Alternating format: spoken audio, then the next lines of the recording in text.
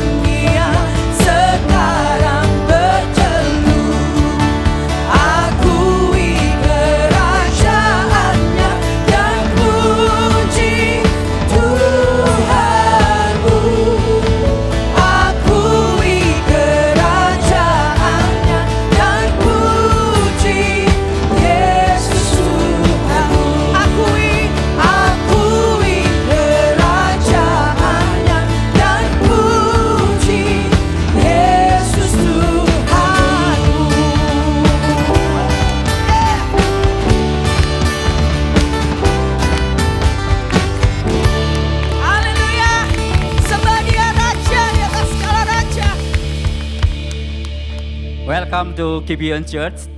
Di sini bukan tempat untuk orang yang sempurna, tapi tempat di mana kita disempurnakan oleh kuasa Injil dan kasih karunia di dalam Yesus Kristus. Kita akan bersama-sama merenungkan pembacaan katekismus.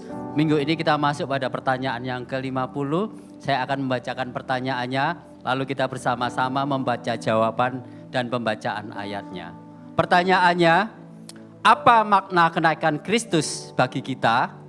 Kristus naik ke surga secara fisik demi kita, sebagaimana dia turun ke bumi secara fisik untuk kita. Dan sekarang dia menjadi pembela kita di hadapan Bapa, menyiapkan tempat bagi kita dan memberi kita Roh Kudus-Nya. Roma 8 ayat 33-34. Siapakah yang akan menghukum mereka? Kristus Yesus yang telah mati, bahkan lebih lagi yang telah bangkit, yang juga duduk di sebelah kanan Allah, yang malah menjadi pembela bagi kita. Silakan duduk, saudara. Saudara-saudara, kenaikan Yesus Kristus ke surga mungkin merupakan peristiwa yang jarang dimaknai atau diperingati dibandingkan dengan kelahiran, kematian, dan kebangkitannya. Mungkin beberapa orang Kristen berpikir bahwa setelah Yesus naik ke surga, ia seolah tidak melakukan apa-apa lagi karena tugasnya sudah selesai. Mungkin ada yang membayangkan bahwa Yesus kini beristirahat dan melupakan kita. Tetapi saudara, firman Tuhan tidak berkata demikian.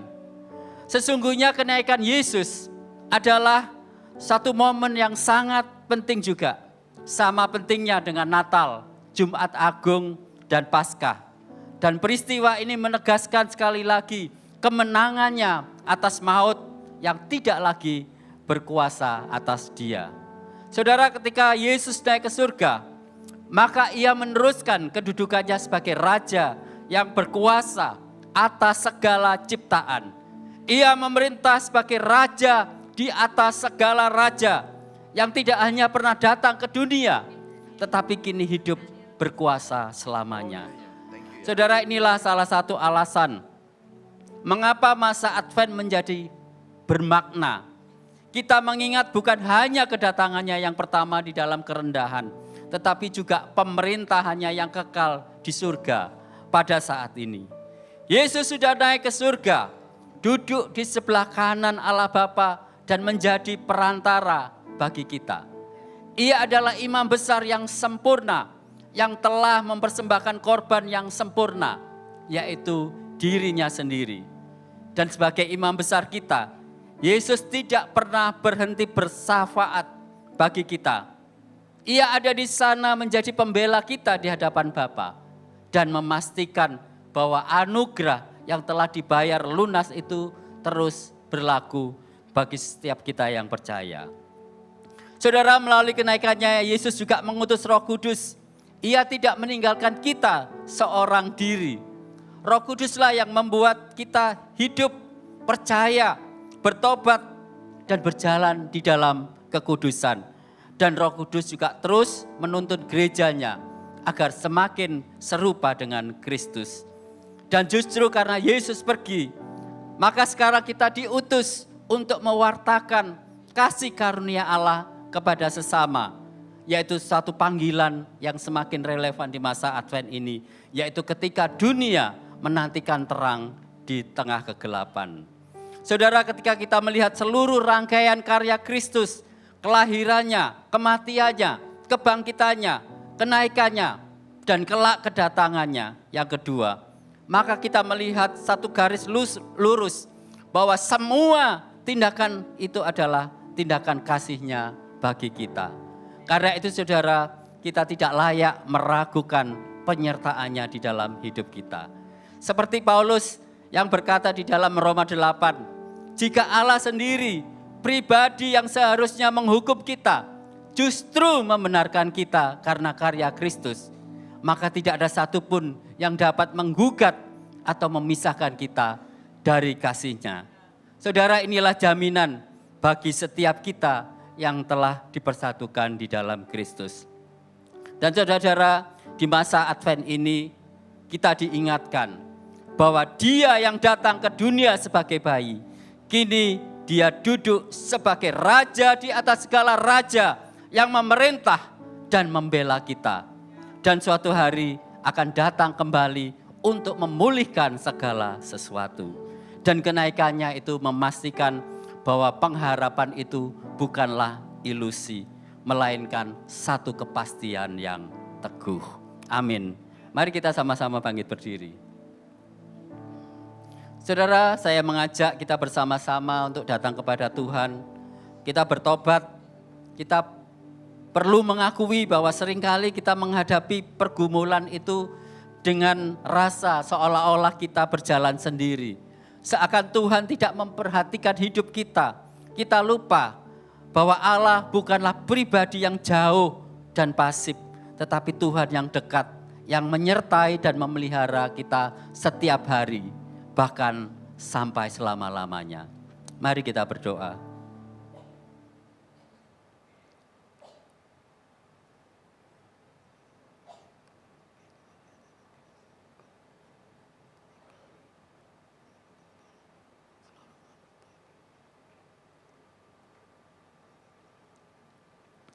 Tuhan, saat ini kami datang kepadamu, kami mau bertobat Tuhan. Karena begitu sering kami lalai menyadari kehadiran-Mu di dalam hidup kami. Hari demi hari kami jalani dengan kesia-siaan. Kami sibuk mengejar keinginan kami sendiri dan membiarkan berhala-berhala hati menguasai kami. Kami lupa bahwa Engkau sudah mengalahkan maut. Dan karena itu hidup kami seharusnya sesuai dengan kehendak-Mu, serta membawa terang bagi orang-orang yang ada di sekitar kami. Terima kasih Tuhan buat karya penebusan-Mu di atas kayu salib yang Engkau sempurnakan melalui kenaikan-Mu di surga. Terima kasih Tuhan, hanya di dalam nama Tuhan kami Yesus Kristus, Allah yang kami sembah dan Allah yang hidup, kami sudah berdoa. Amin.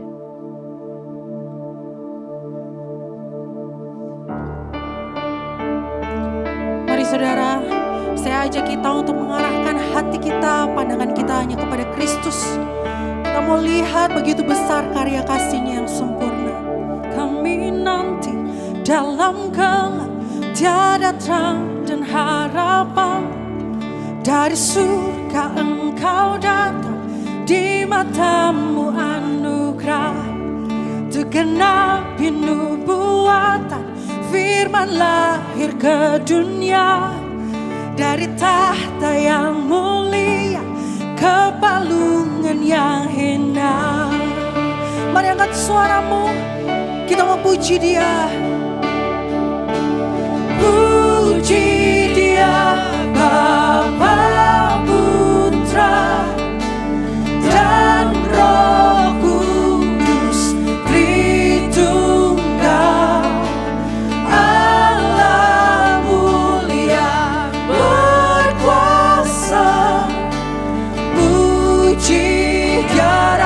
Segala raja.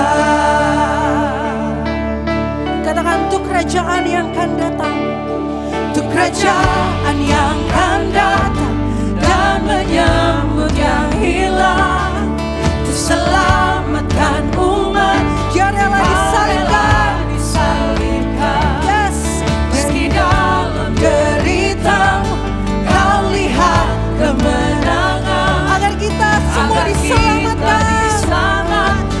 Yesus ya dikorbankan.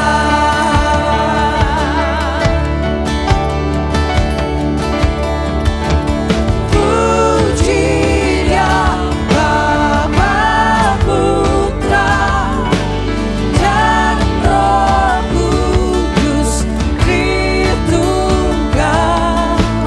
Allah mulia berkuasa.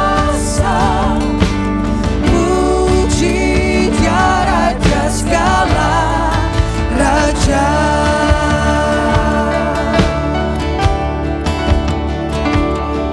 Di fajar saat Kau bangkit, surga hening menunggu.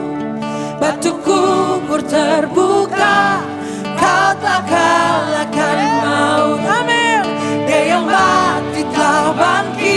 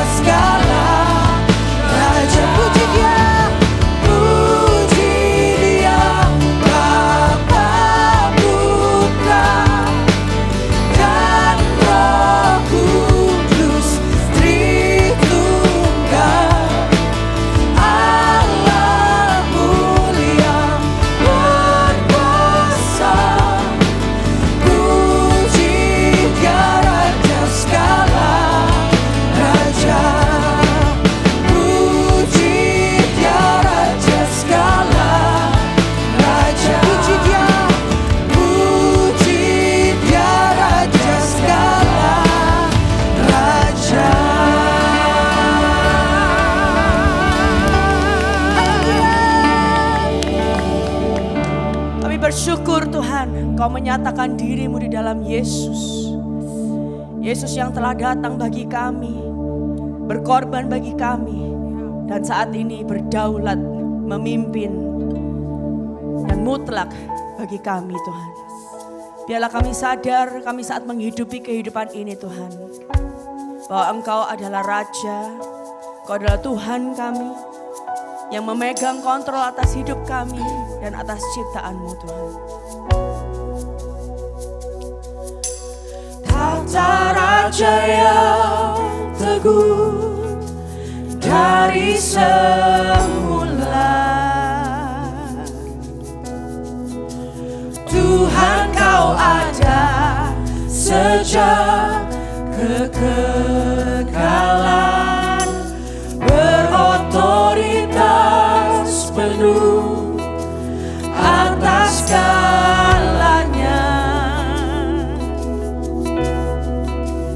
Itulah hak-Mu atas seisi dunia. Mari jemaat Tuhan, angkat suaramu, katakan, Kaulah Sang Raja yang berdaulat, tiada teratas pertolongan-Mu. Alam semesta dalam genggaman tangan-Mu Tuhan.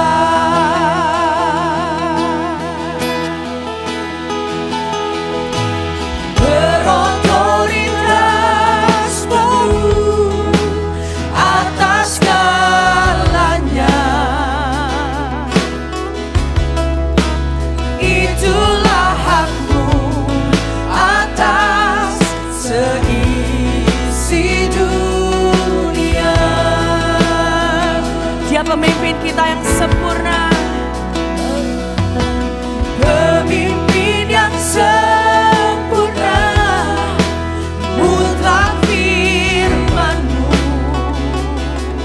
Mari angkat, dan ku angkat tanganku, tanda ku percaya.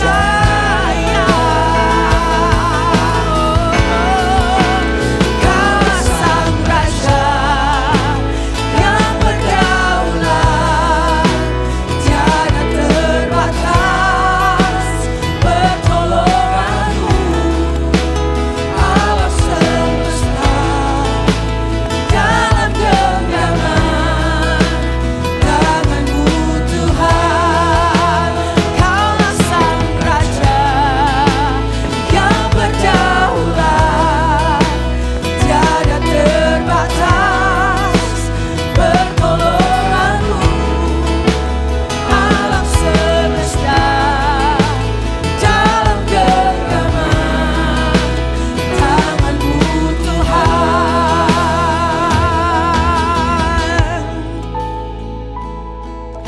Ajar kami tunduk pada kehendak-Mu Tuhan, dan percaya pada rancangan-Mu yang sempurna.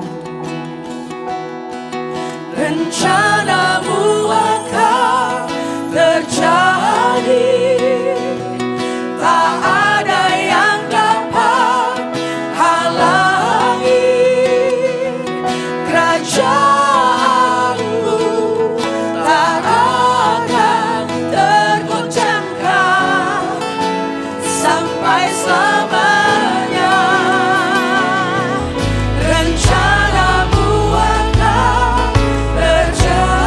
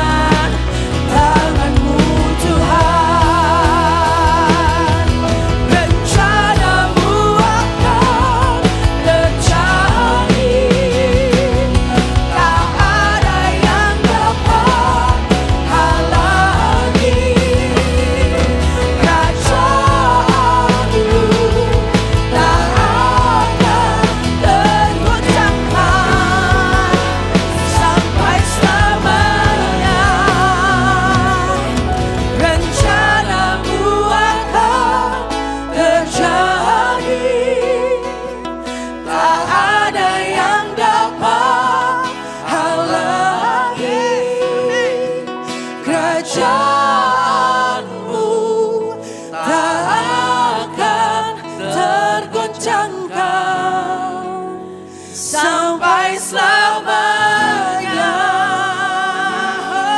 Haleluya.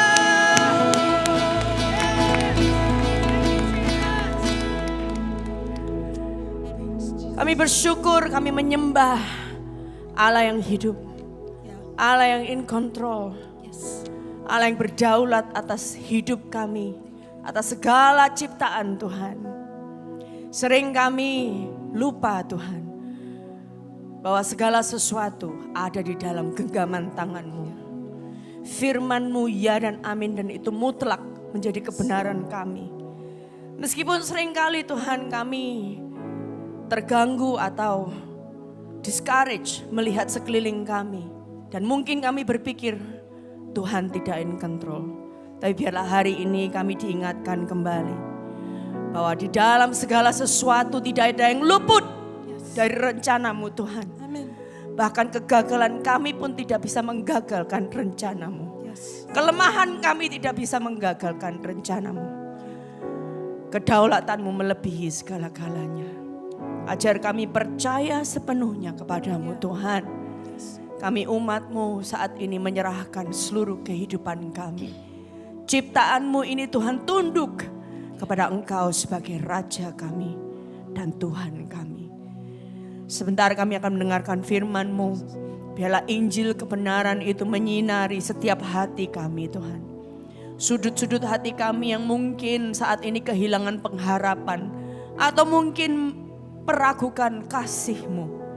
Biarlah Injil-Mu ini menyinari Tuhan, mengingatkan kami, membawa kami kembali kepada-Mu. Terima kasih Bapak, kami mau berdoa dan bersyukur hanya di dalam nama Yesus Allah yang kami sembah. Amin. Silakan duduk saudara. Saudara, sebelum kita mendengarkan firman Tuhan, ini adalah waktu di mana kita masuk ke dalam liturgi of giving. Minggu lalu kita sudah mendapatkan sedikit pengajaran bahwa persembahan kita tidak dilakukan lagi dengan video, ya, tetapi ini adalah bagian dari liturgy of giving. Karena persembahan adalah act of worship.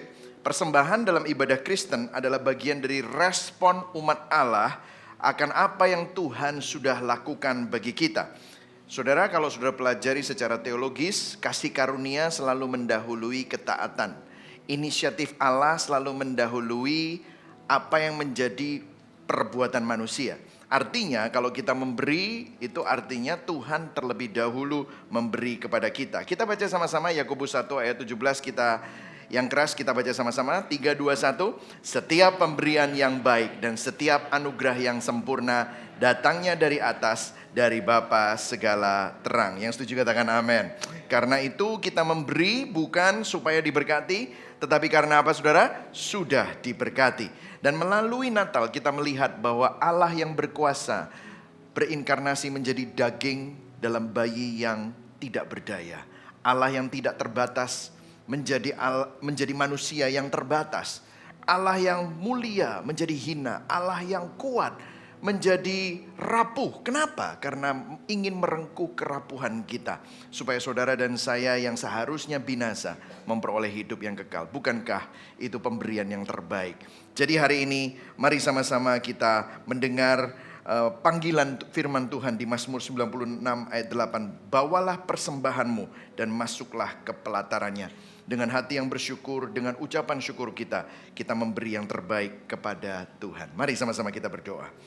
Bapa di surga, semua yang kami miliki, semua yang ada di hidup kami berasal dari-Mu. Terima kasih Engkau sudah memberi yang terbaik bagi kami. Dan hari ini Tuhan, saat kami memberikan persembahan, biarlah kami mempersembahkan yang terbaik juga. Dan terimalah persembahan ini menjadi ungkapan syukur kami atas kasih-Mu yang tidak berubah. Pakailah persembahan bagi kerajaan-Mu dan perluas Injil-Mu supaya dapat diberitakan. Bentuklah kami menjadi umat-Mu yang penuh dengan kemurahan hati seperti Kristus. Di dalam nama Tuhan Yesus kami berdoa. Yang siap memberi katakan amin. Silakan memberi, dan setelah memberi saudara akan mendengar beberapa pengumuman sebelum kita masuk dalam firman Tuhan.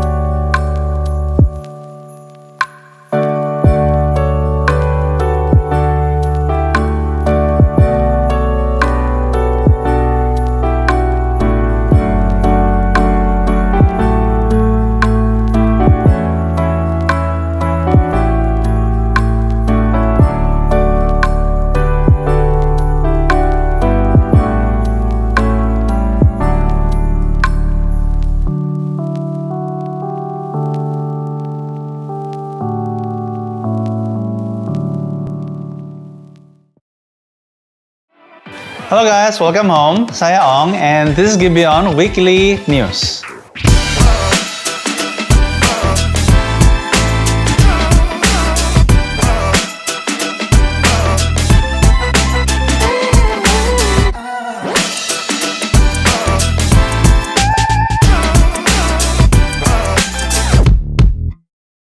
Dalam sukacita menyambut Natal tahun ini, mari ajak keluarga dan teman-teman Anda dalam Christmas Celebration di Gibeon Church minggu depan pada hari Minggu tanggal 21 Desember. Ada 3 ibadah, yaitu pukul 8, 10.30, dan 1 siang. Untuk Sunday School tersedia di ibadah 10.30 dan 1 siang. Sedangkan Youth Service digabung dengan ibadah umum. Kemudian pada hari Kamis tanggal 25 Desember, ibadah Natal hanya akan diadakan secara online melalui YouTube Gibeon Church yang disiarkan mulai jam 8 pagi. Anda dapat beribadah dari rumah masing-masing bersama orang-orang terkasih.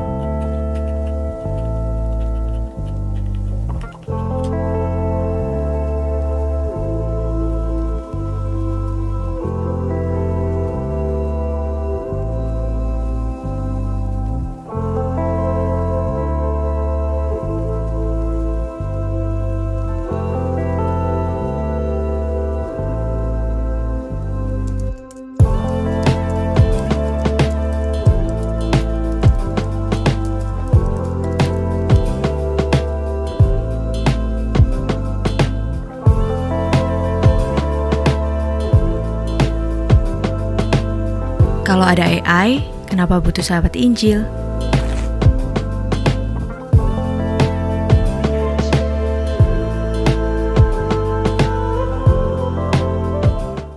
Praise the Lord! Buku Menjadi Sahabat Injil kini telah resmi terbit. Karya Pastor Nathan dan Maria ini mengangkat tema persahabatan sebagai fondasi penting dalam berbagai relasi hidup kita. Bagi Anda yang rindu memiliki bukunya, silahkan kunjungi booth kami di lobi lantai 1. Khusus hari ini, di momen launching day, tersedia 100 free coffee untuk para pembeli pertama. Seluruh keuntungan dari penjualan buku ini akan dipersembahkan untuk mendukung pengembangan gospel-centered movement di Indonesia. Last but not least, care group maupun kegiatan tengah minggu lainnya akan diliburkan mulai tanggal 22 Desember dan akan aktif kembali tanggal 6 Januari 2026. Jangan khawatir karena ibadah hari Minggu tetap tersedia. Manfaatkan masa liburan ini untuk memiliki quality time bersama keluarga maupun teman-teman care group melalui outing maupun acara kebersamaan lainnya. Momen ini dapat menjadi kesempatan yang baik untuk membangun relasi dan kedekatan satu sama lain sebagai satu tubuh Kristus. Informasi tadi sekaligus menutup perjumpaan kita hari ini. Selamat merayakan Minggu Advent dan enjoy the sermon. Akan mengucapkan pengakuan iman rasuli bersama dengan seluruh gereja di segala tempat dan segala abad. Kita percaya akan dasar doktrin kita yang sudah di-establish oleh para rasul. Mari sama-sama kita ucapkan. Aku percaya kepada Allah Bapa yang Maha Kuasa, Khalik langit dan bumi, dan kepada Yesus Kristus, anaknya yang tunggal, Tuhan kita, yang dikandung daripada Roh Kudus, lahir dari anak darah Maria, yang menderita di bawah Pontius Pilatus, disalibkan, mati dan dikuburkan, turun ke dalam kerajaan maut, pada hari yang ketiga bangkit pula dari antara orang mati, naik ke surga, duduk di sebelah kanan Allah Bapa yang Maha Kuasa, dan akan datang dari sana untuk menghakimi orang yang hidup dan yang mati. Aku percaya kepada Roh Kudus, gereja yang kudus dan am, persekutuan orang kudus, pengampunan dosa, kebangkitan tubuh dan hidup yang kekal. Amin. Silakan duduk saudara. Welcome to Gibeon Church. Bagi saudara yang baru pertama kali hadir bersama dengan kami mengucapkan selamat datang. Bagi teman-teman yang live streaming online, thank you for tuning in. Kita mempunyai hashtag bukan tempat untuk orang sempurna, tapi kita semua disempurnakan oleh kuasa Injil dan oleh kasih karunia Kristus. Nah saudara, hari ini buku yang ditulis oleh our own pastor, Pastor Nathanael Tamrin, telah diluncurkan. I'm very proud of him. Mari sama-sama kita celebrate buku ini dengan tepuk tangan saudara ya. Amazing. Ya, saudara, menjadi sahabat Injil, buku yang sangat gospel center. Saya sudah baca bukunya ya, saudara. Saya memberikan juga kata pengantar di sini. I'm just very proud of our own team ya, saudara ya. Dan saudara, kalau saudara tahu kita ini hidup di zaman yang serba instan, yang sahabat itu hanyalah online. I friend you, then you friend me. I unfriend you, you unfollow me, I unfollow you gitu ya saudara. Tetapi bagaimana kita dapat slow down everything dan menjadi teman seperjalanan. Jadi ini bisa menjadi hadiah Natal saudara ya. Bisa menjadi hadiah tahun baru, menjadi buku yang perlu dibaca untuk awal tahun. So you get it. Kalau nggak salah, nggak tahu sudah habis atau tidak 100 kopi itu yang pertama ya. Luar biasa sekali. Jadi make sure you get it, oke? Kemudian yang kedua saya juga ingin melaporkan kepada saudara. Terima kasih atas kepedulian, atas doa saudara, donasi saudara bagi saudara-saudara kita yang ada di Sumatera Barat, Sumatera Utara dan Aceh. 335.994 rupiah 615 ya saudara ya. Dan dana ini sudah disalurkan. Kalau saudara ingin mengetahui kita menyalurkan kemana saja, nanti saudara bisa lihat story di Instagram saya. Saya sudah memberikan story itu minggu lalu, kira-kira tengah minggu. Nah tanggal 15 akan ada gelombang kedua. Kami akan kirimkan dan juga bersama-sama dengan dokter, tim dokter yang ada untuk memberikan pengobatan gratis dan juga sembako kepada daerah-daerah yang sangat devastated right now because of banjir dan bencana ya saudara ya. Saya juga mengapresiasi saudara care group yang mengganti acara tukar kadonya dengan menggunakan dana yang dipakai untuk tukar kado dialihkan untuk membantu korban bencana banjir di Sumatera. Ini luar biasa, saya sangat mengapresiasi. Bukan berarti saya nggak mengapresiasi kalau saudara melakukan tukar kado juga ya saudara ya. It's okay. Tapi saya sangat tersentuh karena anak-anak muda ini rela. Oke, kita nggak usah tukar kado. Let's just kumpulkan dananya dan kita sumbangkan ke Sumatera. Dan dengan catatan lain juga, saya juga ingin mengapresiasi Care Group College ya, Gibeon College Group. Jadi mereka Natal ini, mereka menggunakan waktu, tenaga, dan dana yang mereka miliki yang biasanya dipakai untuk tukar kado. Tahun ini mereka tidak melakukan tukar kado, tapi dananya dipakai untuk buat nasi kotak, saudara.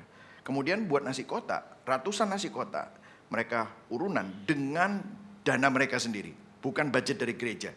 Dan mereka lakukan buat nasi kotaknya di gereja, kemudian mereka keliling ke penjuru kota Surabaya untuk membagikan kotak, nasi kotak dengan message Natal di atasnya, dan Tuhan Yesus mengasihimu kepada orang-orang jalanan, tukang beca, orang-orang miskin yang mereka temui di jalan-jalan. Saya rasa ini perlu kita apresiasi. Amin saudara.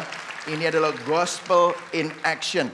Jadi saya sangat tersentuh melihat bahwa Injil gak berhenti di pengertian kita sendiri saja, tetapi menjadi berkat. Amin saudara. Nah kita ada di dalam khotbah berseri silsilah anugerah dalam kelahiran Kristus. Berapa banyak saudara diberkati dengan khotbah berseri ini? Amin saudara ya. Kita akan membaca kisah Advent dengan teks Natal yang tidak biasa kita bahas. Bukan tentang malaikat, bukan tentang gembala, bukan tentang Bethlehem, tetapi tentang Bathsheba ya saudara ya. Rencana Allah yang melampaui skandal. Dan kita akan baca sama-sama Matius 1 ayat 1 sampai 6, kemudian kita lompat ayat 12 sampai 17. Saya akan bacakan yang genap, saudara baca yang ganjil. Jadi awal kita baca sama-sama ya. Matius 1 ayat 1. 1 2 3. Inilah silsilah Yesus Kristus, anak Daud, anak Abraham. Abraham memperanakan Ishak, Ishak memperanakan Yakub, Yakub memperanakan Yehuda dan saudara-saudaranya. Ayat 3. Yehuda memperanakan Peres dan Zera dari Tamar. Peres memperanakan Hezron, Hezron memperanakan Ram. Ram memperanakan Aminadab, Aminadab memperanakan Nahason, Nahason memperanakan Salmon. Salmon memperanakan Boas dari Rahab, Boas memperanakan Obed dari Rut, Obed memperanakan Isai. Isai memperanakan Raja Daud, Daud memperanakan Salomo dari istri Uria. Ya, ini yang akan kita bahas nanti. Nah kemudian kita akan baca ayat 12 sampai 17, saya dulu, kemudian saudara ya. Sesudah pembuangan ke Babel, Yeknoya memperanakan Sealtiel. Sealtiel memperanakan Zerubabel. Ayat 13, Zerubabel memperanakan Abihud. Abihud memperanakan Eliakim. Eliakim memperanakan Azor. Azor memperanakan Zadok. Zadok memperanakan Akim. Akim memperanakan Eliud. Eliud Eleazar. Eleazar memperanakan Matan. Matan memperanakan Yakub. Yakub memperanakan Yusuf suami Maria yang melahirkan Yesus yang disebut Kristus. Ayat 17 baca sama-sama. Jadi seluruhnya ada berapa? 14 keturunan dari Abraham sampai Daud, 14 keturunan dari Daud sampai pembuangan ke Babel, dan 14 keturunan dari pembuangan Babel sampai Kristus. Beginilah firman Tuhan. Nah, saudara, saya akan memulai dengan sebuah pernyataan seperti ini. Di dalam hidup ini semua orang ingin mengontrol cerita atau narasi tentang dirinya, saudara. Kalau saudara ada di dalam sebuah interview untuk sebuah jabatan atau sebuah pekerjaan, waktu saudara menceritakan siapa saudara, saudara pasti akan ada yang saudara ceritakan, tetapi ada yang saudara sembunyikan. Nah, yang menarik adalah ketika Tuhan membuka halaman pertama di perjanjian baru, dia tidak melakukan yang biasanya kita lakukan. Biasanya yang jelek-jelek kita kubur. Biasanya yang bagus-bagus saja yang kita highlight. Tetapi Tuhan memulai kisah Natal dengan sebuah daftar skandal. Ada incest, ada pelacuran, ada perzinahan, ada perselingkuhan, ada pengkhianatan. Dan Tuhan mau berkata, aku mau memulai perjanjian baru dan memuat semua skandal itu di halaman pertama di kitab Matius. Nah, pertanyaannya kenapa, saudara? Karena sebelum Tuhan ingin kita melihat bayi di palungan, Tuhan ingin kita melihat bahwa rencananya itu jauh melampaui apapun skandal manusia. Nah, saudara, Natal bukan hanya cerita yang menghangatkan hati saja, tetapi tentang Allah yang bekerja melalui garis keturunan yang paling berantakan dan kacau untuk membawa kepada terang dunia, untuk kepada dunia yang penuh dengan kebobrokan, saudara. Nah, poin saya ada 3 hari ini. Natal adalah kebenaran dan janji firman Tuhan yang menjadi fakta sejarah dan realita. Kemudian yang kedua, kasih karunia yang melampaui skandal. Kemudian yang ketiga, damai sejati yang membebaskan. Kita akan mulai dengan yang pertama, kebenaran dan janji firman yang menjadi fakta sejarah dan kenyataan. Yang siap belajar katakan yes. Amin. Katakan pada kanan kirimu, kalau kamu buka telepon, make sure itu bukan Instagram dan WhatsApp. Ya ngomong gitu ya, saudara ya. Oke. Nah, kita akan mulai sama-sama di ayat yang pertama begini, saudara. Dikatakan, inilah silsilah Yesus Kristus. Penulis gak berkata begini, pada zaman itu, pada suatu hari. Atau kalau novel bahasa Inggris, long long ago, in a galaxy far far away. Bukan gitu, saudara. Kenapa? Karena kalimatnya inilah silsilah Yesus. Jadi ini bukan cerita dongeng. Namun ini adalah fakta sejarah. Saudara, banyak orang yang berkata begini, oh yang penting pesan moralnya lah, gak usah dipikirin faktanya. Karena agama itu kan bisa saja hanyalah sebuah simbol. Siapa bilang? Pesan Injil itu kuat dan berkuasa karena dapat dipertanggungjawabkan secara historis. Kita percaya bahwa segala yang kita ketahui tentang Yesus Kristus itu bukan sekedar isapan jempol. Nah, saudara, gini, kenapa kok kita suka cerita? Oke, cerita ya, Beauty and the Beast. Pada saat sang buruk rupa itu tidak ada yang mau, tapi ada seseorang yang cantik yang berkorban dan akhirnya mengangkat yang buruk rupa itu. Dan akhirnya yang buruk rupa itu berubah jadi pangeran. Wah, senang banget kayak gitu. Lord of the Rings. Di mana yang jahat, yang berkuasa, yang menindas akhirnya kalah. Harry Potter atau Marvels, Avengers, superheroes. Saudara tahu ini bukan fakta. Ini bukan sejarah. Tetapi kenapa kok kita suka? Padahal ini nggak faktual. Perhatikan, saudara. Karena hati kita mendambakan cerita-cerita seperti itu. Karena hati kita ingin melihat yang korup itu salah. Yang menindas itu pasti akan kalah. Orang baik pasti menang. Orang yang ditinggalkan, orang yang tidak masuk hitungan, itu ternyata berharga. Dan itu adalah kebenaran tanpa fakta. Kenapa? Meskipun kebenaran itu kan kebenaran, nilai-nilai yang benar. Makanya kalau saudara lihat film-film ini, itu box office. Dan kalau saudara lihat film-film ini, selalu masuk di dalam kategori apa? Bukan kategori dokumentari. Kenapa? Karena itu bukan fakta. Masuknya apa? Sci-fi. Betul nggak? Science fiction. Tapi kita suka. Kenapa? Karena ada sebuah unsur kebenaran yang kita dambakan. And we wish that happens in our world. Dan kenapa kok kita suka itu? Karena begini, fakta hidup itu nggak indah. Dalam kehidupan nyata, orang jujur, berapa banyak orang jujur itu justru orang kaya nomor 1, nomor 2, nomor 3? Saudara tahu biasanya orang yang berhasil itu nggak jujur. Berapa banyak orang baik justru naik jabatan? Enggak, orang licik naik jabatan.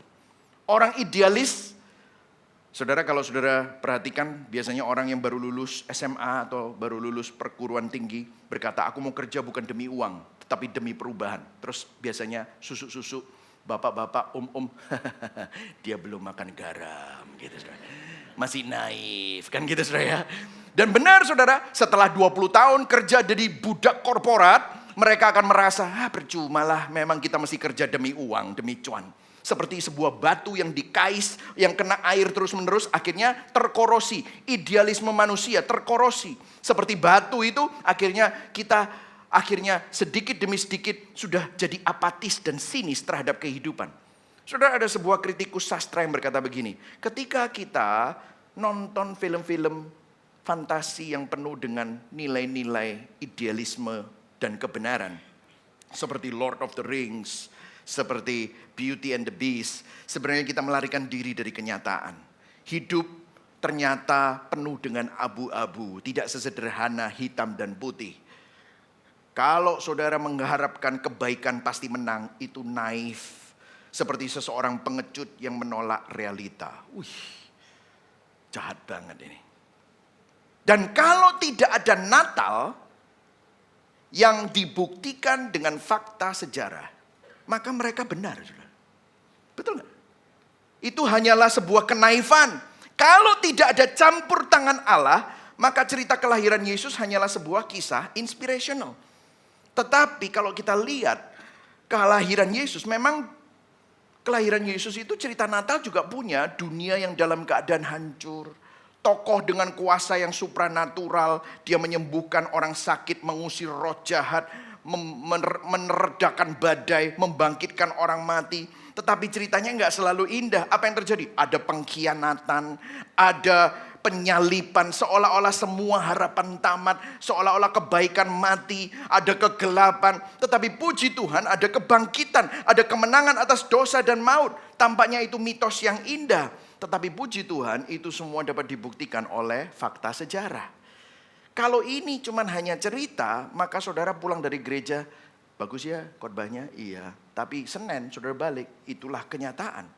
Tetapi Matius memulai dengan cara yang berbeda. Kenapa? Inilah silsilah Yesus Kristus. Artinya apa?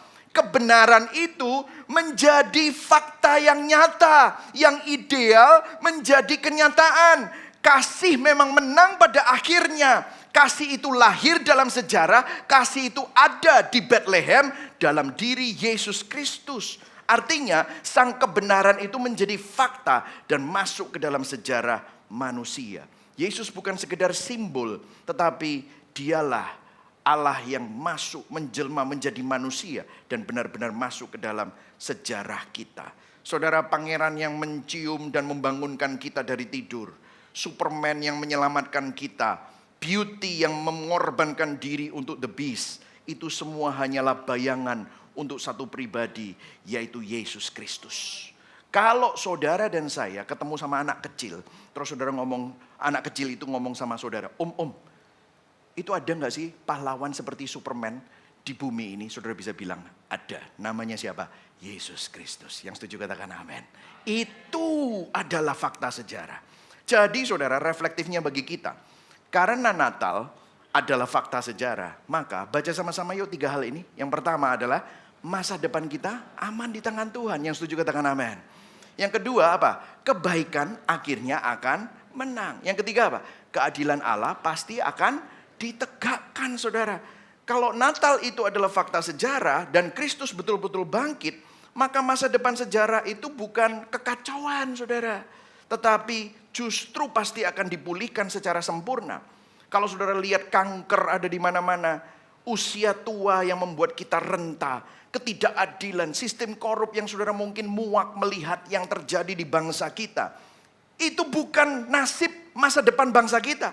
Satu hari nanti segala sesuatu akan dipulihkan. Salib dan kebangkitan Yesus adalah janji dan jaminan bahwa Allah pasti memberikan kemenangan di tengah-tengah itu semua. Dan ini memberikan ketenangan bagi kita. Kemudian yang kedua saudara, di poin yang pertama itu 1B. Yesus adalah janji firman yang menjadi kenyataan. Kenapa ini penting? Coba kita lihat sama-sama di sini. Matius 1 ayat 1, baca sama-sama sampai yang merah itu. 1, 2, 3. Inilah silsilah Yesus Kristus. Kemudian apa? Anak Daud dan anak Abraham. Nah, ada dua tokoh nama besar. Abraham dan Daud. Nah, saudara, kalau saudara perhatikan, Abraham adalah bapak orang beriman. Abraham menerima janji Tuhan. Janjinya apa? Melalui keturunanmu, semua bangsa di bumi akan diberkati. Kemudian yang kedua adalah Daud. Daud itu lebih besar daripada Salomo di dalam sejarah Yahudi. Padahal kerajaan Salomo jauh lebih besar. Tetapi raja terbesar Israel ini bahkan memiliki Star of David. Ya, jadi tanda Israel itu Star of David. Dan kenapa? Karena 2 Samuel 7 ayat 16 dikatakan begini. Kerajaanmu akan kokoh selama-lamanya di hadapanku. Nah, coba saudara bayangkan. Kalau Anda jadi orang-orang yang percaya sama janji Abraham dan Daud, tapi hidup di zamannya Abraham, mungkin saudara akan tanya, mana buktinya? Mana buktinya mereka mengalami kemandulan? Kalau saudara keturunan Israel yang ada di zaman pembuangan di Babel, mana buktinya? Buktinya kerajaan Daud hancur. Dan kalau saudara perhatikan di masa perjanjian baru sebelum Yesus lahir, ada masa di mana Nabi tidak berbicara lagi selama 400 tahun. Terakhir adalah Nabi Maleaki. Tidak ada lagi Nabi. Seolah-olah langit tertutup. Tidak ada mujizat. Sudah 800 tahun dari zamannya Nabi Elisa. Sudah penampakan malaikat itu sudah 400 tahun sudah tidak muncul, saudara. Tapi Matius berkata, Yesus adalah anak Daud dan anak Abraham. Artinya janji itu akhirnya ditepati, saudara. Begini, saudara, apa yang bisa kita pelajari? Tuhan selalu menepati janjinya, namun tidak selalu sesuai dengan waktu kita. Cara Tuhan menepati janjinya dan timing Tuhan untuk menepati janjinya seringkali melampaui logika kita. Sering, saudara, kalau kita itu nonton film misalnya, filmnya panjangnya 3 jam. Saudara nonton setengah jam dan saudara ngomong begini, ini sutradarane sopo sih? Kok goblok ini nulis film kayak gini? Mungkin saudara marah, ini nonton film kayak begini nih males banget. Kenapa? Banyak tragedi, gelap banget sih, males. Tapi saudara ngomong gitu, saudara baru nonton setengah jam. Habis itu setengah jam saudara bilang, udahlah aku tak keluar. Saudara nggak mau nonton lagi, padahal masih ada 2,5 jam sisa film itu. Dan saudara tahu setelah film itu diluncurkan, setahun kemudian film itu menang Oscar, mendapatkan penghargaan. Karena ternyata film itu ceritanya luar biasa bagusnya. Tapi saudara baru lihatnya setengah jam. Nah, begitu juga dalam kehidupan kita, kita seringkali melihat cerita Tuhan itu belum selesai. Kita hanya baru 1/4, kita baru setengah, tapi kita sudah marah-marah sama Tuhan. Tuhan, kok niku ya apa sih? Kok goblok sih? Ngomong gitu, saudara. Kalau engkau memang Tuhan, buktikan dirimu gitu. Kan kita selalu begitu, saudara. Kita selalu marah-marah seakan-akan kita yang lebih tahu daripada Tuhan. Saudara, Allah bekerja sangat pelan, konsisten sepanjang generasi untuk menepati janjinya. Saudara, buktinya akhirnya Yesus lahir anak Abraham, anak Daud. Nah, saya kasih contoh ya, saudara. Misalnya, kita kembali ke Abraham. Saudara, kalau saudara baca kisah Abraham, ada sosok gelap Abraham. Sosok gelap Abraham itu ada wanita namanya siapa? Hagar. Kenapa? Tuhan kan berjanji, engkau akan punya anak perjanjian dari siapa? Sarah. Lah, Sarah akhirnya jadi oma-oma. Abraham jadi opa-opa. Mana anaknya? Mana? Respon Abraham apa? Sepertinya Tuhan terlambat.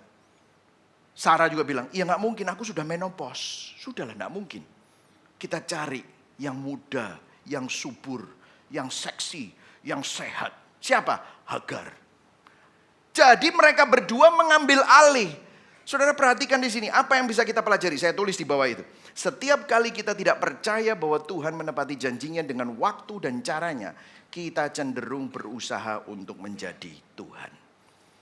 Saudara, seringkali kita berkata secara halus kepada Tuhan, Tuhan engkau baik, tapi kok kayaknya engkau butuh bantuan strategiku sendiri. Akhirnya apa yang terjadi? Kita berusaha untuk memegang kendali. Apa yang terjadi? Kacau. Kalau saudara lihat gara-gara Hagar ada konflik keluarga. Sampai sekarang ada luka antar generasi. Saat manusia berusaha jadi Tuhan. Berikutnya saudara, saya kasih beberapa contoh dari Alkitab. 2 contoh dari Alkitab. Yakub. Saudara, ada sisi gelap dari Yakub. Apa itu? Penipuan. Tuhan berjanji sama keluarga ini bahwa si bungsu Yakub ini yang akan memimpin, bukan Esau. Tapi dari kecil Yakub itu penuh dengan hidupnya penuh dengan penipuan. Bahkan dari semangkuk kacang merah saja berusaha untuk mendapatkan berkat kakaknya. Dan pada waktu Yakub menjadi tua, ini kok kayaknya berkatnya mau dikasih ke Esau ya. Maka Yakub dan ibunya menyusun strategi penipuan. Dan apa yang terjadi setelah itu? Yakub harus lari, ada permusuhan antara Esau sama Yakub. Saudara, sekali lagi, apa yang kita bisa pelajari? Ketika kita tidak percaya bahwa Allah memegang kendali, kita cenderung memanipulasi situasi. Seringkali kita ingin Tuhan bergerak sesuai dengan jadwal kita. Kita ingin Tuhan bergerak sesuai dengan apa yang kita mau. Kita memanipulasi situasi.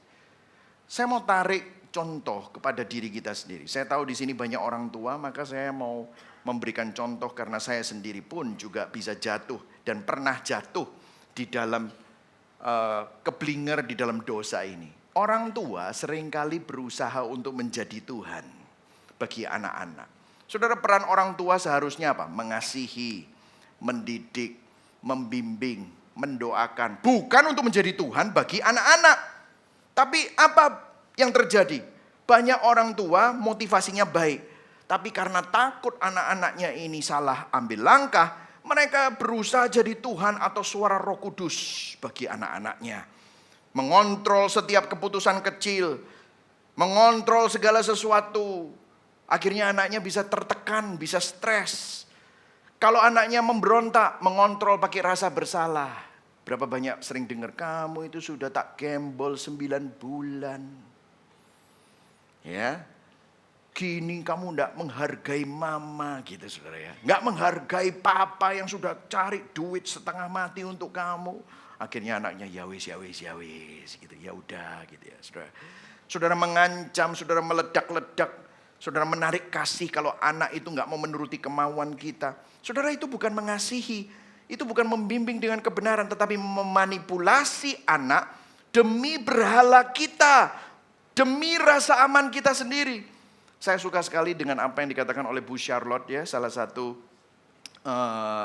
pengkhotbah untuk keluarga. Dia bilang, kita itu perlu mempersiapkan anaknya, jangan persiapkan jalannya. Jalan itu Tuhan sudah siapkan. Yang justru kita perlu persiapkan adalah supaya anak itu cinta Tuhan, anak itu punya iman dalam menghadapi semua liku-liku jalan kehidupan. Yang setuju katakan amin. Amin.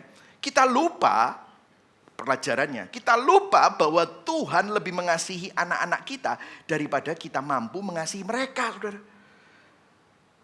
Penyertaan Allah yang sempurna tidak tergantung pada kontrol saudara dan saya. Saya ngelihat juga di sini banyak anak-anak muda yang mungkin belum menikah, yang pacaran. Nah di sini saudara, dunia pacaran, wah kita mungkin dengar dari suara Tuhan, dia memang adalah the one untuk aku. Wah, tapi kok belum mau ya sama aku ya. Akhirnya apa saudara? Godaannya apa? Saudara memanipulasi, saudara berusaha untuk menyembunyikan hal-hal yang buruk supaya dia tertarik sama saudara. Atau kalau enggak, saudara pernah mengancam, kalau kamu tinggalkan aku enggak bisa hidup tanpamu, aku tak bunuh diri aja. Wah, apa yang terjadi? Saudara berusaha memanipulasi orang lain, mengontrol orang lain dengan caramu sendiri. Itu adalah usaha untuk jadi Tuhan, saudara. Ketika kita tidak percaya bahwa Tuhan memegang kendali atas hidup kita, maka kita akan mati-matian memanipulasi atau mengontrol orang lain. Tetapi puji Tuhan, Natal ingin menyampaikan kepada kita bahwa Allah bisa dipercaya. Janjinya selalu menjadi kenyataan. Mungkin tidak sesuai dengan kalendermu, mungkin tidak sesuai dengan logikamu, tetapi percayalah bahwa Allah bisa dipercaya. Janjinya adalah kepastian, meskipun itu tidak sesuai dengan waktu dan logika dan cara kita. Yang setuju berikan tepuk tangan buat Tuhan. Amin, saudara. Yang paling meriah. Yang setuju katakan amin. Amin. Jadi saudara, Allah turut bekerja dalam segala sesuatu. Termasuk kalau saudara kecewa, Allah bekerja di dalamnya untuk mendatangkan apa? Kebaikan, saudara. Nah saudara, kalau kita lihat yang kedua, poin yang kedua, kasih karunia yang melampaui skandal. Nah, kita akan bicara tentang banyak skandal, saudara. Nah, di zaman itu minggu lalu sudah sempat saya sampaikan, silsilah itu penting, itu seperti CV atau resume. Nah, biasanya kalau saudara bicara tentang silsilah itu seperti resume, itu nama-nama yang memalukan, itu biasanya dihapus, saudara. Bahkan biasanya nama-nama yang sebenarnya saudara jauh, tetapi kalau dia berprestasi dan dia mungkin orang yang noble, orang yang mulia, meskipun itu mungkin saudara jauh, keluarga jauh, saudara masukkan. Aku ini kan besan, ponaan, keluarga jauh dari situ. Oh ya gitu saudara. Nah CV atau resume, kalau saudara di interview, kalau saudara berdasarkan CV, pernah nggak saudara masukin? Saya pernah drop out kuliah di tahun kedua gitu. Pernah? Biasanya enggak. Atau kalau enggak, saudara pernah enggak masukkan, saya pernah dipecat karena skandal di perusahaan itu. Biasanya tidak. Tetapi kalau ada award, ada penghargaan, dimasukkan semua gitu. Nah di dalam konteks ini silsilah Yesus sangat mengejutkan. Karena ternyata penuh dengan skandal. Matius dengan sengaja seolah-olah menyusun genealogi dari Yesus dan berteriak, kasih karunia Tuhan itu tidak seperti yang kita bayangkan. Nah, saya akan memberikan 3 saja di sini, tetapi luar biasa ini. Skandal yang pertama, oke, skandal yang pertama. Are you ready? Are you ready? Ya, oke. Skandal yang pertama adalah ada perempuan dalam silsilah. Saudara, silsilah kuno biasanya ini di zaman yang sangat patriarkal. Hanya perempuan yang biasanya dihilangkan, perempuan dihilangkan, hanya laki-laki saja yang masuk dalam silsilah resmi. Perempuan tidak punya status hukum setara dengan laki-laki. Tetapi silsilah Yesus ada 5 nama perempuan. Ini sangat mengejutkan dari sisi gender. Di dalam Kristus, artinya di dalam Injil, melalui Alkitab, Tuhan ingin mengatakan kepada kita semua, laki-laki dan perempuan itu sama-sama berharga. Laki-laki dan perempuan sama-sama menerima tempat terhormat dalam rencana Allah. Amin, saudara. Ini merupakan sesuatu yang mind-blowing di zaman itu. Silsilah ini seperti berkata, perempuan bukan pinggiran. Mereka ada di pusat cerita Allah. Saudara, sampai sekarang pun saya masih melihat bahwa kadang-kadang kita masih membedakan laki-laki dan perempuan. Saya sampai sekarang pun masih melihat ada banyak orang-orang yang berkata, aduh anakku laki-laki itu kok enggak, anakku kok semua perempuan, kok belum ada laki-laki, belum ada cucu dalam, gitu kan saudara ya.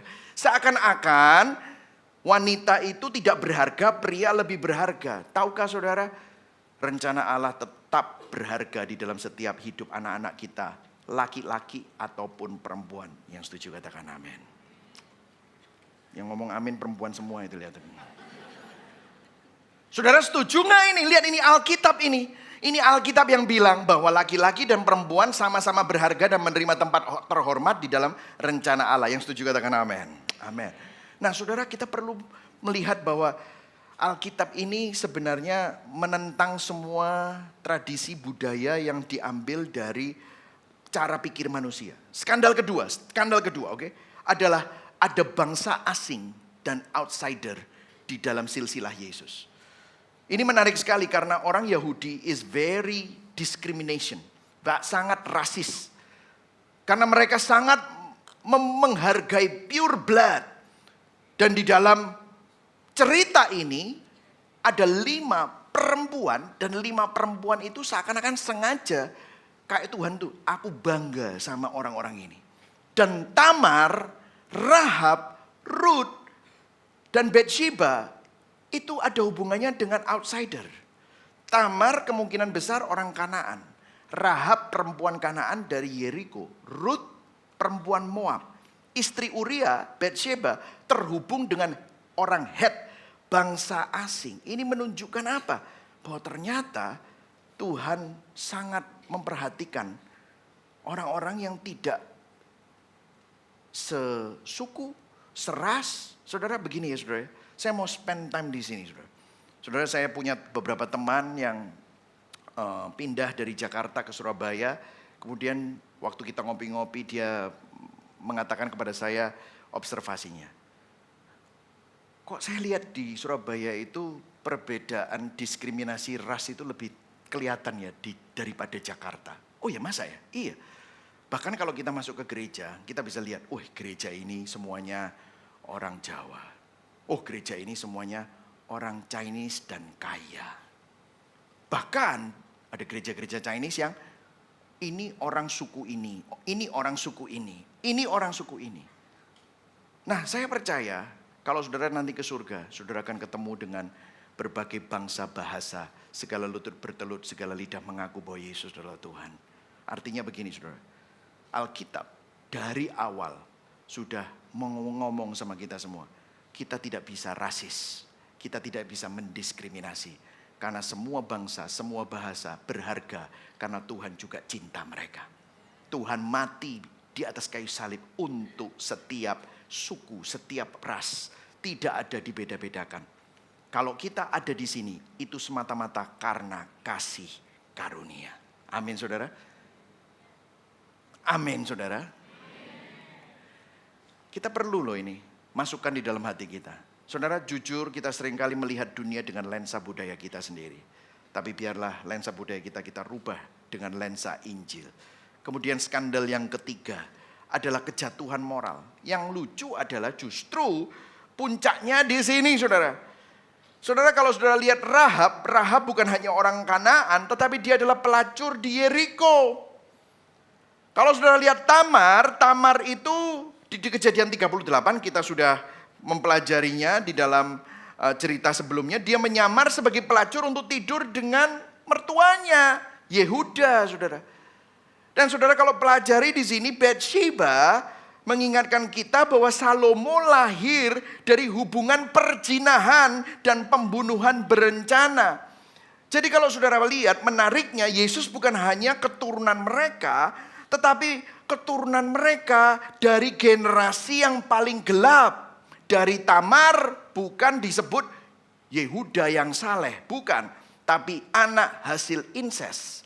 Dari Daud bukan dari kisah-kisah heroik Daud, tetapi dari kejatuhan moral Daud. Artinya begini saudara, kasih karunia menggoncang kategori moral kita saudara. Saudara, kalau dikatakan bahwa Daud memperanakkan Salomo dari istri Uria. Kemarin tim desain kita tanya sama saya, Pastor kenapa waktu judulnya kisah kasih karunia yang melampaui skandal ini yang ditulis kok istri Uria? Saya tulis ya, saya ganti. Saya pertamanya tulisnya istri Uria. Saya ganti ya Pastor, Bathsheba ya. Saya bilang ya sudah ganti aja. Tetapi kenapa kok Matius itu bilang bukan Bathsheba tetapi istri Uria. Nah saya jelaskan kepada saudara. Kalau dipikir dari kacamata zaman itu, menyebut nama wanita saja sudah nggak biasa. Tapi di sini kan tadi dibilang ada nama wanita, Tamar, Rahab, Ruth. Nah, tapi waktu giliran mau ngomong Bathsheba, kok kembali nyebut istri Uria? Kenapa? Perhatikan, Matius ingin mengingatkan bahwa sebelum Bathsheba jadi istri Daud, dia itu istrinya orang lain. Istri Uria. Dan coba ya saudara, secara dramatis ya. Orang religius itu ya, baca silsilah ini mungkin mengkeret mukanya. Kok ono Rahab ya? Pelacur. Tamar, inses. Ruth, ini kan orang Moab. Aduh, kok nama-nama itu dimasukin ya? Tapi begitu sampai nama Daud, ini pahlawan kita. Ini pahlawan kita. Akhirnya ada nama baik, pahlawan iman, raja besar. Tapi Matius dengan sengaja menjebak. Dengan sengaja frasanya Daud dengan istri Uria. Seolah, tunggu dulu, bahkan Daud pun kalau mau dilihat secara jujur, dia adalah pendosa besar. Kasih karunia merendahkan semua orang ke level yang sama. Tidak ada orang yang lebih suci. Karena semuanya ada di silsilah itu semata-mata karena kasih karunia. Dan kalau saudara perhatikan drama pengkhianatan Raja Daud. Saudara tahu nggak sih Uria itu siapa? Dulu waktu Daud dikejar-kejar oleh Saul, Uria itu adalah seorang mighty man, prajurit elit yang rela hidup sebagai buronan, setia sekali sama Daud, sahabatnya Daud. Mereka tidur di gua, makan seadanya, rela mati bagi Daud, melindungi Daud. Sekarang Daud sudah jadi raja, tinggal di istana. Uria masih di garis depan, masih jadi panglima, masih perang, saudara. Satu malam Daud berjalan di atas atap istana di mana semua teman-temannya, para prajuritnya sedang perang. Dia ngelihat ada wanita mandi, dia ngintip orang mandi, saudara. Dan dia menginginkan dan nafsu sama perempuan itu. Ternyata itu istrinya Uria, saudara. Daud menginginkannya, dia pakai kekuasaannya untuk selingkuh dengan si istri panglima ini.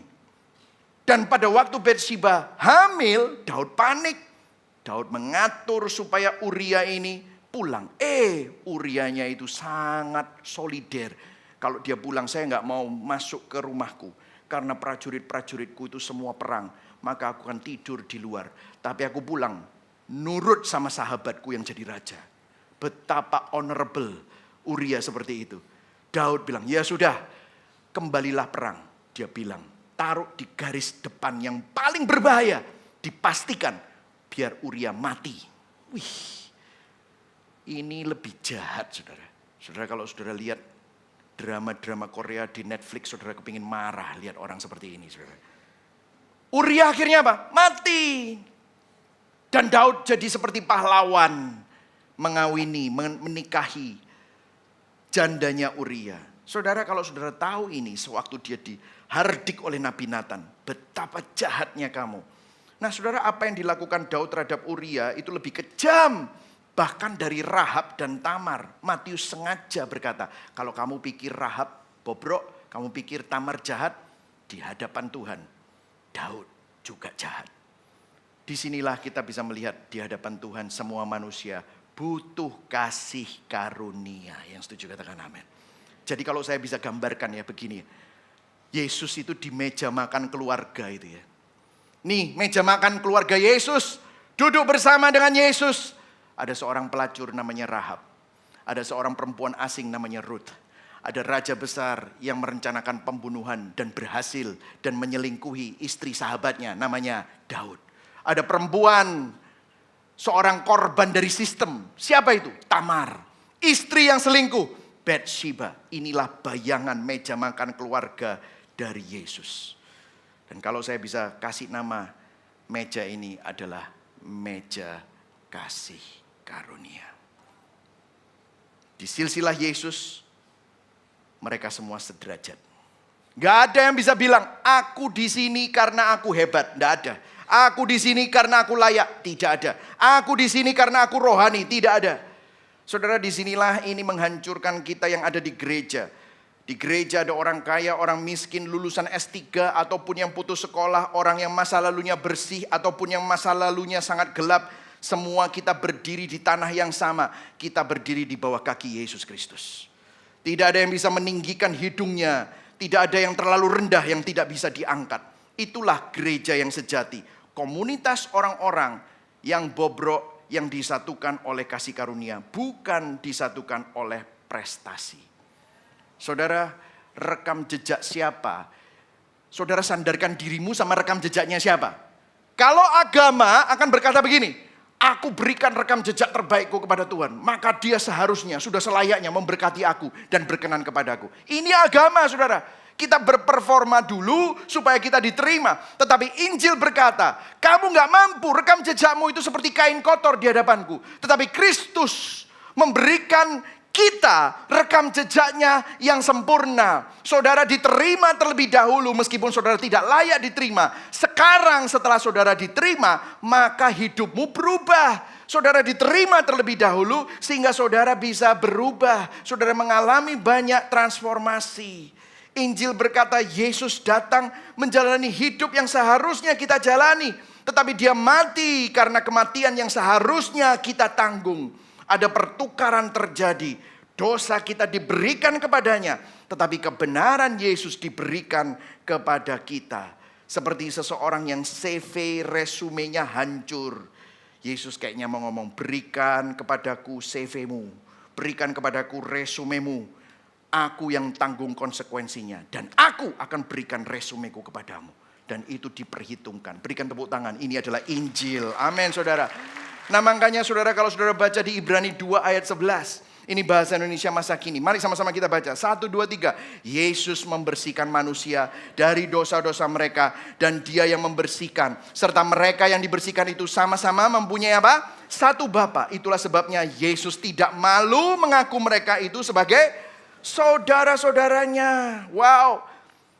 Saudara dan saya yang bobrok, yang penuh dosa itu dibilang saudara-saudaranya Yesus. Dan Yesus tidak malu. Berapa banyak dari kita yang masih hidup seakan-akan Tuhan malu dengan kita. Saya berdoa supaya saudara sadar bahwa saudara adalah saudara-saudara Yesus. Silsilah Yesus ini meruntuhkan dua ekstrim. Kesombongan rohani runtuh. Gak ada yang bisa ngomong, aku lebih layak, gak ada. Tapi orang yang minder, orang yang putus asa juga diangkat. Orang minder sama putus asa runtuh juga. Kenapa? Gak ada yang terlalu hancur, gak ada yang terlalu kotor, gak ada yang terlalu rusak. Sehingga Tuhan tidak bisa pulihkan, sehingga Tuhan tidak bisa ampuni. Saudara semua berharga bukan karena kamu berharga sebenarnya.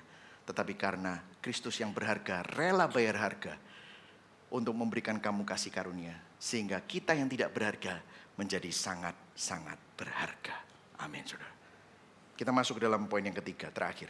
Damai sejati yang membebaskan. Nah ini yang menarik saudara. Dikatakan begini ayat 17 saudara.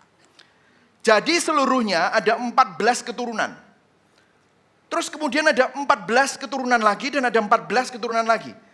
14 keturunan Abraham Daud, 14 keturunan Daud dan pembuangan ke Babel, dan 14 keturunan dari pembuangan ke Babel sampai Kristus. Nah saudara ada yang menarik di sini ya saudara ya. Ini sangat-sangat luar biasa. Kenapa kok Matius repot-repot menghitung 14. Kenapa ini penting? Nah perhatikan di sini 14. Ini sedikit berhitung ya saudara ya. Saya tahu ini gereja, tapi saya mau ngajak saudara berhitung sedikit. 14 itu ada 2 kali 7. Betul ya saudara ya? Pandangan kosong ya saudara ya. 14 itu ada 2 kali 7. Betul ya? 14 itu 7 tambah 7 ya. Kalau ada 3 14 berarti ada berapa 7? 6, that's right. Nah, kenapa kok 7 ini penting? Artinya dia bilang gini, sebelum Yesus lahir cuma ada 6. Begitu Yesus lahir, itu yang ke-7. Nah, ada yang menarik. Bagi orang Yahudi, nah ini bukan cocokologi, oke? Bukan cocokologi. Jadi kalau saudara lihat begini, langsung difoto terus udah gitu dikirimkan ke akun-akun satir. Bukan ya saudara ya.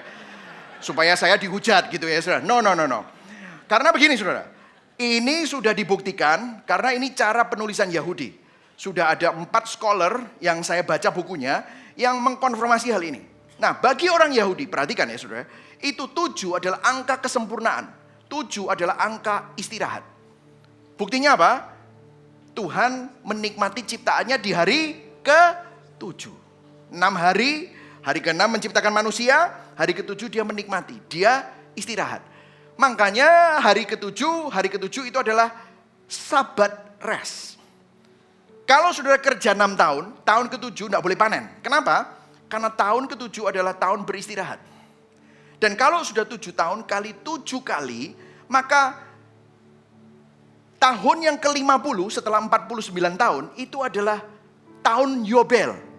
Pemulihan total. Nah, sekarang saya sering mendengar gereja-gereja bilang ini tahun Yobel, terus kita nyanyi, kita menunggu Yobel gitu ya.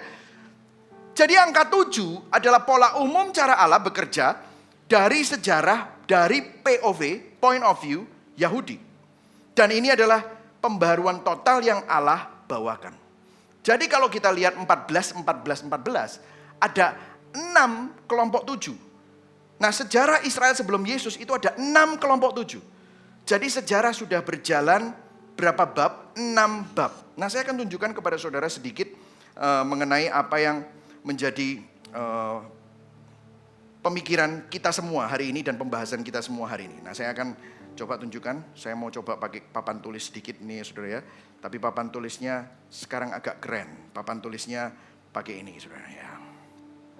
Nah, sudah bisa sampaikan? Ya. Jadi kalau sudah lihat Abraham sampai Daud itu 14. Jadi ada 7 dan 7. Daud sampai Babel ada 14, 7 dan 7. Babel sampai Bethlehem itu 14, 7 dan 7. Ini adalah nomor berapa? 1, 2, 3, 4, 5, 6. Jadi waktu Yesus lahir, Yesus adalah kelompok ke-7. Artinya apa? Wow, Yesus adalah yang ditunggu-tunggu. Yesus adalah penggenapan dari semua yang sempurna. Yesus adalah rest Sabat yang kita tunggu-tunggu. Yesus adalah Yobel, pembebas yang ditunggu-tunggu. Nah, saya boleh kembali kepada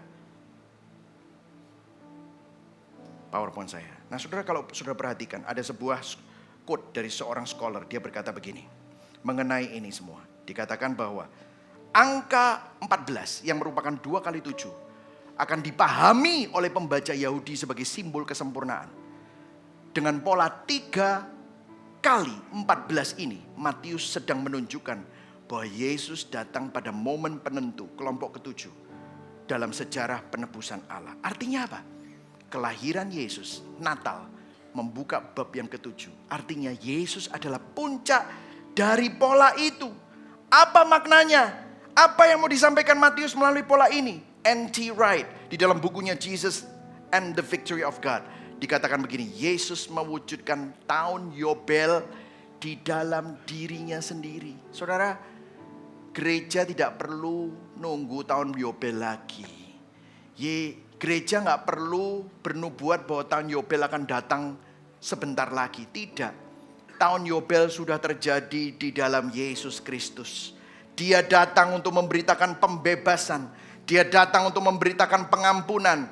Dia datang untuk memberikan pemulihan ciptaan Allah. Artinya Yesus adalah Yobel yang sejati.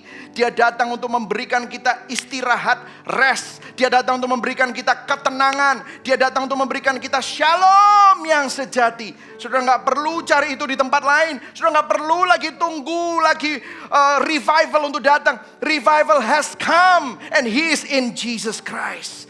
Dia datang bukan untuk memberikan saudara istirahat yang sementara, tetapi dia memberikan istirahat yang kekal, pengampunan yang total, pembebasan yang sejati, pemulihan yang menyeluruh di dalam diri Yesus Kristus. Itulah sebabnya di Lukas 4 ayat 18-19 dikatakan bahwa tahun rahmat Allah telah hadir, yaitu bahasa Yobel itu. Itulah Yesus Kristus. Dialah Sabat yang sejati. Nah, pertanyaannya, this is where the gospel connection is. Bagaimana Yesus memberikan rest dan shalom itu kepada semua skandal yang ada? Bagaimana mungkin orang-orang yang penuh skandal seperti Tamar, Rahab, Ruth, Bathsheba yang menurut hukum Taurat mereka gak layak menerima hadirat Tuhan itu masuk dalam silsilah Mesias? Bagaimana saudara dan saya yang penuh dengan skandal yang mungkin saudara malu makanya saudara sembunyikan? Kalau saudara belum ada skandal, skandal itu ada di hatimu yang mungkin penuh dengan kejahatan, mungkin penuh dendam, penuh dengan sakit hati. Bagaimana Yesus memberikan rest dan shalom bagi itu semua?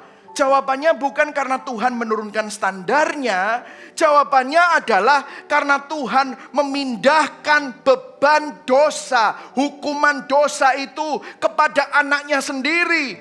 Yesus Kristus yang dikutuk. Yesus tidak hanya lahir melalui silsilah yang penuh skandal, Tetapi Yesus mati, dihukum, diperlakukan seperti orang yang penuh dengan skandal. Disalib, Yesus Kristus diperlakukan seperti orang berskandal. Dia digantung di luar kota, dia ditolak, dia dibuang, dia dipermalukan, dia disingkirkan, dia dilecehkan, dia ditelanjangi. Untuk siapa? Menggantikan saudara dan saya yang penuh dengan skandal. Supaya apa? Supaya orang-orang yang malu dengan masa lalunya, orang-orang yang penuh dengan skandal, dapat diterima menjadi bagian dari keluarga Allah. Dapat diutuhkan, dapat disembuhkan, dapat menerima identitas yang baru. Itulah keindahan Injil. Injil gak pernah berkata, bersihkan hidupmu, baru datang kepada Tuhan. No. Tapi Injil berkata, let me take all, semua kekotoran hidupmu. Aku yang tanggung, itu yang Yesus katakan. Supaya kamu bisa datang kepada Bapa. Yesus menjadi rest kita. Yesus menjadi sahabat kita. Yesus menjadi pembebas kita. Implikasinya besar, saudara. Dimensi rest Natal artinya apa? You can rest from proving yourself. Saudara bisa rest dari membuktikan diri. Kita gak perlu lagi membuktikan bahwa kita layak dikasihi. Kamu sudah dikasihi, bahkan pada saat kamu tidak layak dikasihi. Saudara tidak perlu lagi mengejar identitas lewat prestasi. Yesus, Sang Anak Allah itu, sudah melakukannya buat saudara dan saya. Yang kedua, rest dari harus mengontrol segalanya. Kamu bisa berkata, Tuhan, Engkaulah Tuhan, bukan aku. Aku gak mampu jadi Tuhan. Saudara dibebaskan dari pressure to become God, to become omnipotent, to become omniscient dari hidupmu. Saudara gak perlu jadi omnipresent. Saya pernah ketemu seorang tuh kayaknya dia ada di mana-mana supaya dia bisa diterima. No, you don't have to do that. Dia berusaha mengontrol segalanya. No, you don't have to do that. You have God. Tuhan mengontrol hidupmu. Tuhan memegang hidupmu. Yang percaya katakan amin. Aku mau belajar percaya untuk taat, untuk hidup di dalam istirahat, bukan memanipulasi. Kalau saudara capek, ini rest yang ketiga. Saudara letih, saudara capek lihat birokrasi yang korup.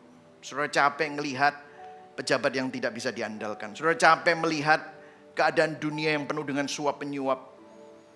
You can rest dari keletihan menghadapi dunia yang rusak. Karena Natal adalah fakta sejarah. Maka kematian bukanlah akhir. Keadilan pada akhirnya akan ditegakkan. Kebaikan akhirnya akan menang. Allah akan memulihkan segala sesuatu pada akhirnya. Saudara jadi tidak apatis. Saudara tidak pesimis. Tapi saudara juga tidak naif. Karena saudara tahu pengharapan itu tetap ada. Saya mengucap syukur kemarin teman-teman college tetap melakukan kebaikan. Ada yang komen, percuma pastor ngasih-ngasih kayak gitu.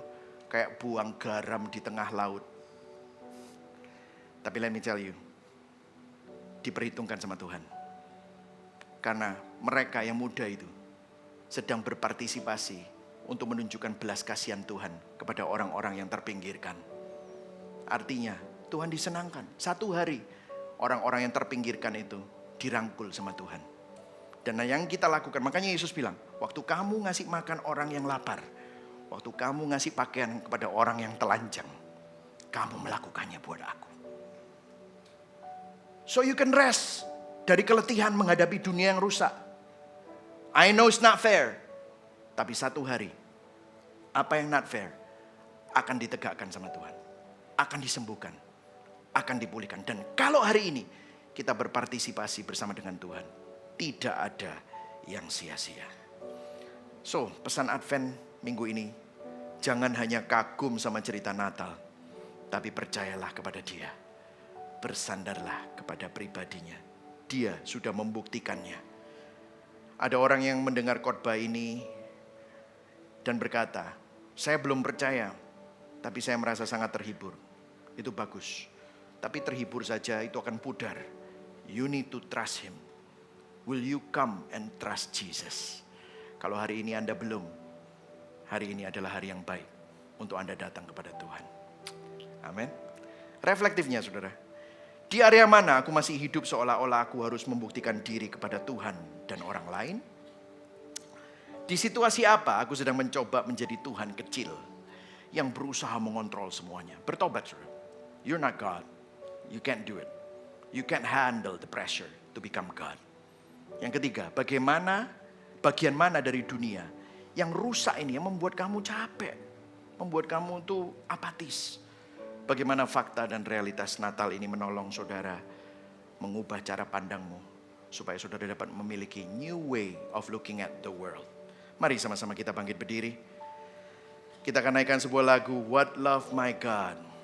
Sambil musisi menyiapkan diri, saya akan membacakan implikasi Injil. Saya ganti bukan orang berinjil, tapi karena Injil. Kita tidak takut menghadapi luka dan skandal kehidupan. Kenapa? Karena ada rencana dan janji Tuhan yang tidak pernah gagal di dalam hidup kita. Karena Injil, kita tidak perlu jadi Tuhan kecil untuk mengontrol segala sesuatu. Natal membuktikan bahwa Tuhan memegang kendali seluruh sejarah. Yang setuju katakan amin. Karena Injil kita bisa rest dengan damai. Kenapa? Karena Tuhan sudah memberikan Yesus Kristus sebagai sobat sejati, sahabat sejati, dan Yobel kita yang sejati. Berikan tepuk tangan buat Tuhan kita. Amin. Kasih apa bawamu ke dunia? Raja mana? Raja mana lahir dalam hina? Namun dalam gelap kau telah datang, turun ke dunia yang kau cipta. Katakan sama-sama, kasih apa? Kasih apa yang rela berkorban? Itu yang Yesus lalui. Ditolak, dicerca dan dihina, agar kau tanggung kelemahanku dan jadi kekuatan kepadaku. Katakan sama-sama, oh kasih seperti samudra. Oh kasih seperti samudra, Anugerah surgawi meliputiku. Puji Raja yang turun ke dunia dengan kasih seperti samudra. Katakan sama-sama, Kasih apa bawamu ke salib, menanggung semua beban dosaku. Anak surga meninggalkan Bapa, darahnya telah membuatku hidup.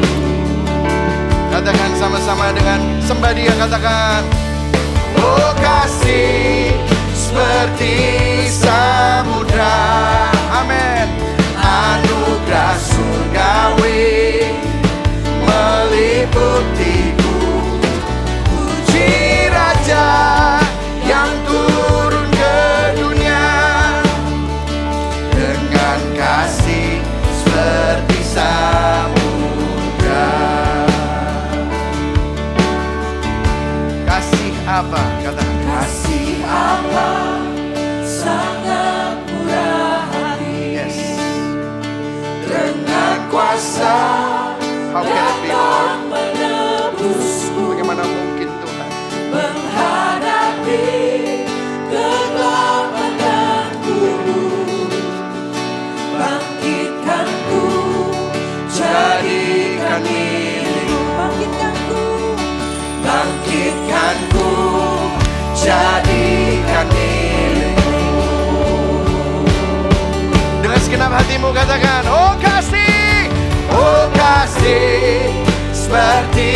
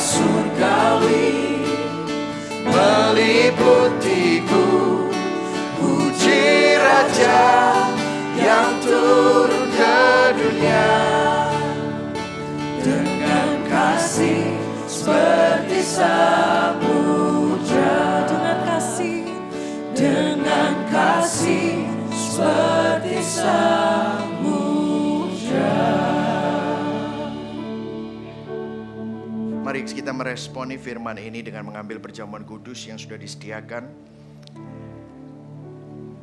Saudara, sakramen perjamuan kudus adalah sakramen yang diperintahkan Yesus bagi kita untuk mengingat karya salibnya yang sempurna itu menjadi jaminan bagi keselamatan kita dan pengharapan kita. Kalau saudara sudah percaya Yesus sudah lahir baru, dibaptis, dan menjadikan Kristus sebagai Tuhan dan Juru Selamatmu, saudara bisa mengambil perjamuan kudus ini. Kalau saudara belum, saya anjurkan untuk saudara tidak mengambil terlebih dahulu, karena ini merupakan sakramen yang sakral dan sepatutnya diambil dengan pengertian yang benar. Mari sama-sama kita angkat roti ini di atas kepala kita. Sebab apa yang telah kuteruskan kepadamu telah aku terima dari Tuhan, yaitu bahwa Tuhan Yesus pada malam waktu ia diserahkan, mengambil roti dan sesudah itu ia mengucap syukur atasnya. Ia memecah-mecahkannya dan berkata, inilah tubuhku yang diserahkan bagi kamu. Perbuatlah ini menjadi peringatan akan aku. Jemaat yang dikasihi Kristus, tubuh Kristus hancur supaya engkau disembuhkan. Tubuh Kristus hancur supaya engkau dipulihkan. Kalau saat ini engkau mengalami banyak hal yang mungkin kelihatannya hancur, percayalah bahwa Kristus mendampingimu. Satu hari semua yang hancur akan dipulihkan. Semua yang sakit pasti disembuhkan. Itu yang menjadi janji Tuhan. Kalau hari ini saudara melihat belum pulih, kalau hari ini saudara melihat belum sembuh, bukan berarti tidak akan. Satu hari, baik di hidup ini maupun nanti di langit baru bumi baru, pasti akan ada pemulihan. Pasti akan ada kesembuhan. Air matamu dihapus oleh Tuhan. Itu adalah jaminan. Itulah sebabnya kita lebih dari pemenang, karena Kristus sudah menang. Bukankah roti yang kita angkat ini adalah persekutuan kita dengan tubuh Kristus? Mari sama-sama makan dalam nama Yesus.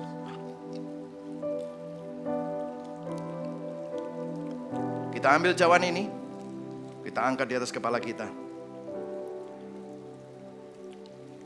Demikian juga Yesus mengambil cawan sesudah makan lalu berkata, cawan ini adalah perjanjian baru yang dimeteraikan oleh darahku. Perbuatlah ini setiap kali kamu meminumnya menjadi peringatan akan aku. Jemaat yang kasih Kristus, perjanjian baru dimeteraikan bukan pakai darah binatang, bukan pakai tinta manusia, tetapi dengan darah Tuhan sendiri. Artinya, janji dan pengharapan Tuhan itu ya dan amin. Saudara tidak perlu tunggu lagi. Saudara sudah menerimanya. Karena itu percayalah. Sudah dimeteraikan. Sudah selesai. Bukankah cawan pengucapan syukur yang atasnya kita ucapkan syukur ini adalah persekutuan kita dengan darah Kristus? Mari sama-sama minum dalam nama Yesus. Mengucap syukur bahwa saudara adalah milik Allah. Mengucap syukur bahwa saudara menerima pengharapan di dalam Tuhan. Mari sama-sama kita pujikan doksologi. Praise God in whom all blessings flow. Praise Him all creatures Him below. Praise Him above the heavenly hosts. Praise Father, Son and Holy. Puji Allah. Puji Allah sumber rahmat. Puji Dia semua ciptaannya. Puji Dia para Allah Tritunggal, Bapa, Putra, dan Roh Kudus. Kita sepakati katakan amin. Amin.